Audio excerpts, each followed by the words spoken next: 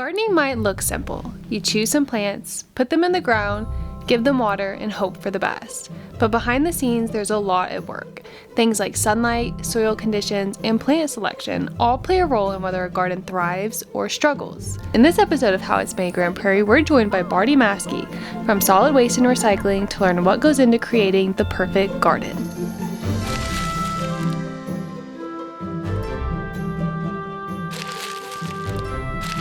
Can you tell us what the ingredients are for a perfect garden? So for a perfect garden, you need healthy soil. So compost plays a big factor in that. You need sunlight. Most plants typically need around 6 to 8 hours of sunlight to grow healthy and be disease resistant. Water is very important. A garden requires like 1 inch of water a week. So for our climate, drip irrigation is perfect for that. It needs air and space. You don't want it to be too crowded.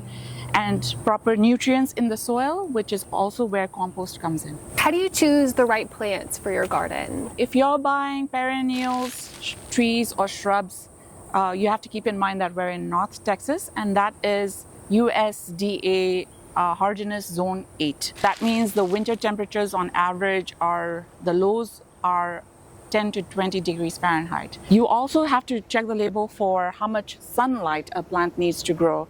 Have to consider the soil we have in North Texas. So we have a rich blackland, prairie, clay soil here. So it's rich in nutrients, but it holds water, so it doesn't drain very well. So you can either plant plants that do well in clay soil, or if you want more variety of growth in your garden, you can amend your soil.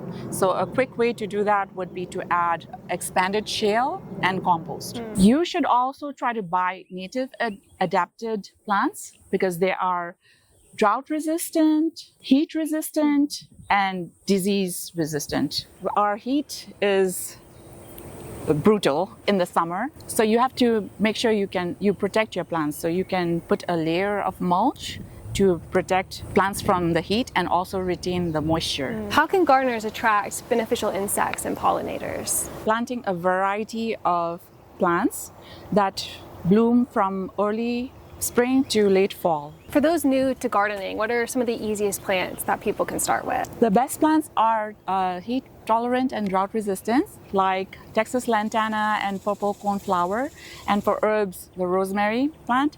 For indoors, you can go with the snake plant, which also is a good air purifier. So those are very low maintenance and you pretty much cannot kill them. Okra is a good vegetable too. Since 2018, I've been able to grow and donate, along with my volunteers, 5 tons of produce to the local food bank. We're so Grand Prairie proud to be able to garden at 8 community gardens throughout the city of Grand Prairie and give back to our communities by donating to our local charities. Now that you know some of the basics of building a successful garden, it's time to start your own. To help you get started, Grand Prairie residents can pick up free mulch at the Grand Prairie landfill. Thanks for watching this episode of How It's Made Grand Prairie. We'll see you next time.